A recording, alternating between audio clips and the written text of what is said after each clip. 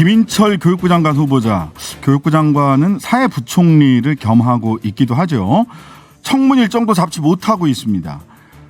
오늘도 꼬리에 꼬리를 무는 의혹이 제기되고 있는데요. 관련 자료를 입수해서 공개하고 계시죠.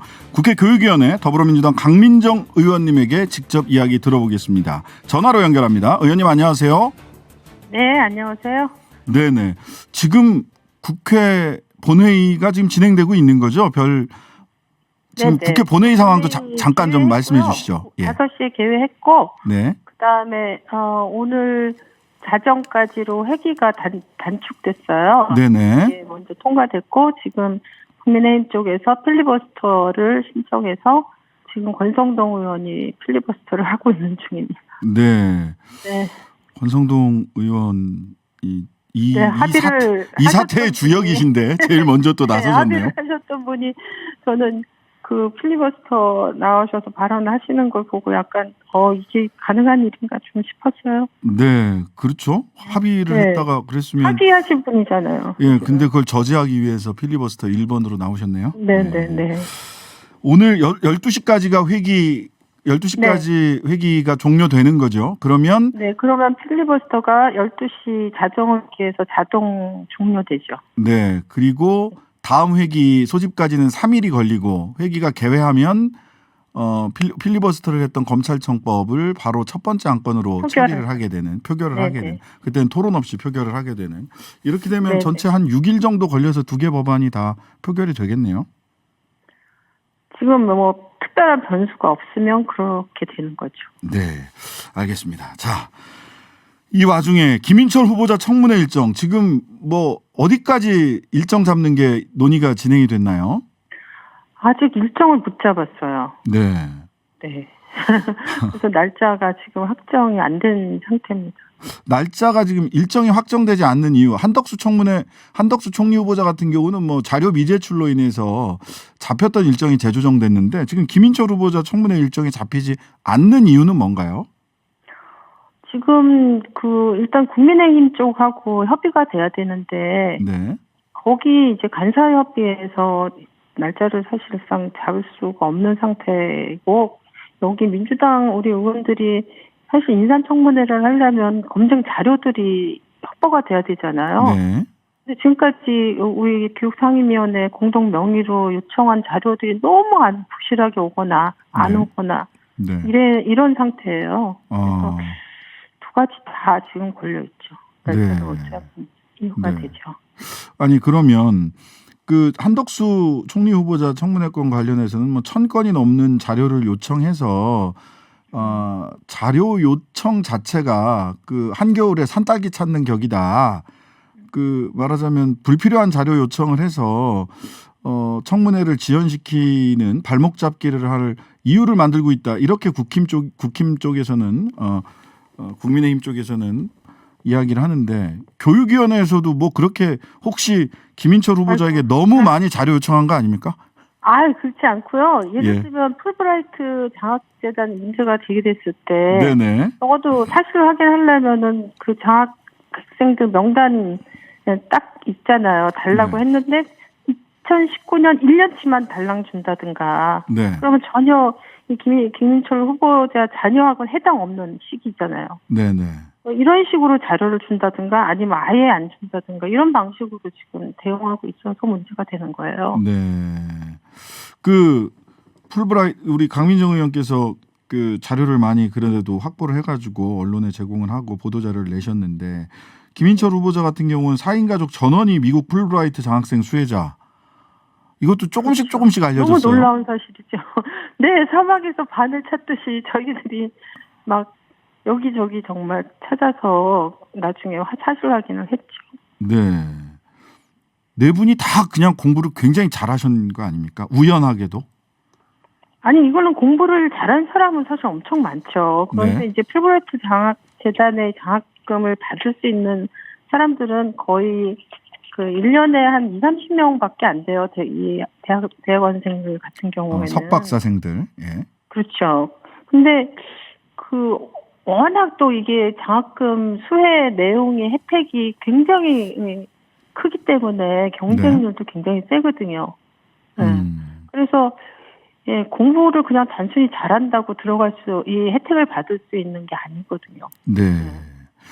너무나 그 많은 경쟁자들이 있는데도 불구하고 이 달랑 4명 가족이 있는데 이 4명 가족이 다 100% 풀브라이트 장학금 혜택을 받았다는 것은 이거는 도저히 상식적으로 상상할 수 없는 일이 벌어진 거죠. 그 보니까 96년에는 김 후보자, 2004년에는 배우자, 2014년에는 딸, 2015년에는 아들. 이렇게 2015년에 확정이 되고 선정이 되고 2016년에 아들이 네. 이런 너무 공교롭고 너무 우연이라고 하기에는 근데 이제 뭐 과정상 이렇게 뭐 인터뷰도 잘하고 해서 그런 것이지 과정상 공정성이 해쳐졌다거나 또는 김인철 후보자가 관여했다 이런 거는 전혀 아니다라고 이제 당사자는 해명을 하고 있는 거죠. 그 해명 믿을 수 있습니까? 전혀 믿을 수 없죠. 어떤 측면에서 믿을 수가 없는 거죠? 일단은 이제 풀브라이트 그 동문회가 그 장학생 선정 기준이 있어요. 네. 선정 기준이 있는데 이제 우선 대상자 기준에 보면은 해외 유학 경험이 없는 사람을 우선한다. 우선 선발 이런 기준 게 자체가. 있어요. 네네. 그 아까 말씀드린 것처럼 20-30명밖에 안 뽑는 거기 때문에 한 해에. 네. 근데 우리 김인철 후보님의 자녀들은 사실은 아빠나 엄마가 이미 그 혜택을 받아서 미국에 가서 장학금 혜택을 받은 연구를 했었잖아요. 같이 가서 공부했다고 그러던데. 그렇죠. 네. 그래서 취학 전부터 갔고 그다음에 그 이후에 엄마가 갔을 때가 2004년인데 이때는 이 딸이나 아들의 나이가 연령대가 학령에 학교 다닐 때였다. 네, 학교 다니는 그게 해당되니까 그 엄마 아빠가 있는 동안에 학교를 다닐 수밖에 없잖아요. 그러면 사실은 그 우선 대상자 규정에도 후순위로 밀리거나 제외될 수밖에 없는 이런 조건인데도 불구하고 어쨌든 선정이 된 거죠. 그러면은 그 선정 과정에 뭐 점수표라든지 뭐 이런 게 외부로 공개 안 되더라도 위원들이 가서 눈으로 보고 확인하고 개인정보를 충분히 다른 분들의 개인정보를 충분히 보장하면서도 뭐 채점표 누가 채점했는지 회의록 뭐 이런 거 가서 확인할 수 있는 거 아닌가요? 그런 자료가 없다고 하던가요? 저희가 이제 서류로 요청했는데 이제 안 줘서 저희도 지금 고민하고 있습니다. 그 보면 그쪽으로 한미 교육 협회인가요? 교육 무슨 재단 있지 않습니까? 교육위원단. 거기서 알아서 한 거지 동문회장이 무슨 영향력을 행사하냐라고 하는데 이 그 한미 교육 그 선발을 주관했다는 한미 교육위원단 이거는 어떤 단체입니까? 이게 이제 이 한국의 풀브라이트 장학재단 운영과 관련된 업무를 보는 그런 기구인데 풀브라이트 동문회장을 김인철 후보자가 하고 있었을 때 사실은 동문회장단에 속했던 분들 부회장이 다 4명이 다 전부 외대 출신 교수들이었어요. 그리고 이 동문회에 관계된 분들이 장학생을 선정하는 업무를 맡는 한미교육위원단에 또 가서 교육위원단으로 또 활동했다가 다시 일정 기간 끝난 다음에 동문회로 다시 돌아오고 그래서 이 사실은 기구로 보면 동문회는 별도로 교육위원단과 별도로 있는 것 같지만 또 멤버들이 동문회에 왔다가 동문회 일을 하다가 교육위원단에 갔다가 이렇게 되니까 그리고 아까 말씀드린 것처럼 동문회장인 김인철 회장과 모를 수 없는 외대 출신 교수들이 거기서 또 같이 동문회 일을 보고 임원진을 하고 이렇게 되어 있었기 때문에 이거는 진짜 국민들이 전혀 모를 거라고 생각하고 저는 너무 쉽게 함부로 얘기하시는 거라고 생각해요. 자, 장학금 지원 서식 살펴보니까 장학금 수혜 경험이 있는 가족 이름을 적는 항목도 있다고 하는데 그러면 이거 뭐 아버지가 누구고 어머니가 누구고 다 그냥 알려주고 장학금 지원하는 거 아닌가요? 그렇죠.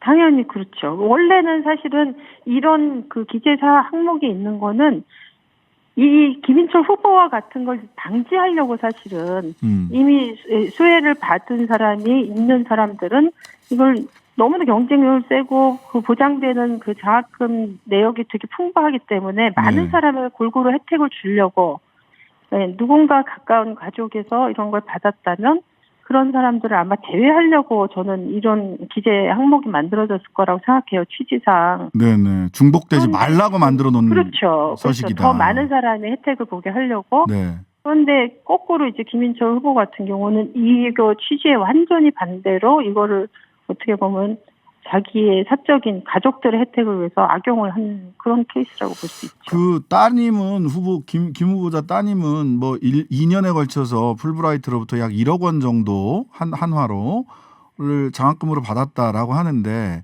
아들, 본인 그리고 부인들도 그 정도씩을 다 받은 건가요?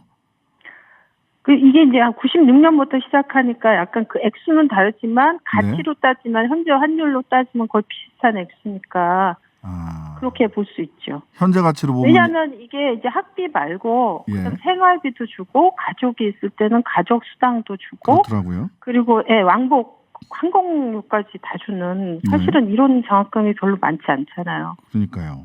네, 그러니까 아마도 김인철 그 후보의 부인이 2004년도에 갔을 때는 가족 수당 주는데 애들 안 데려가겠어요? 네. 그러면 현재 가치로 보자면 거의 뭐 3, 4억 정도 그렇겠죠. 4명이 추정이 된다. 4명이 다 받았기 때문에 최소. 네. 그리고 이 장학금의 문제는 뭐냐면 이 장학금이 우리나라 교육부하고 미국의 국무부에서 각각 출연해서 장학 기금이 만들어지는 거거든요. 그렇죠. 이게 정부 돈이네요. 사적으로 누가 이제 이 재단을 만들어서 운영하는 것도 아니고 이게 사실은 국민 세금으로 운영되는 거죠. 그거를 이제 한 가족이 독식을 한 거죠, 사실은. 네.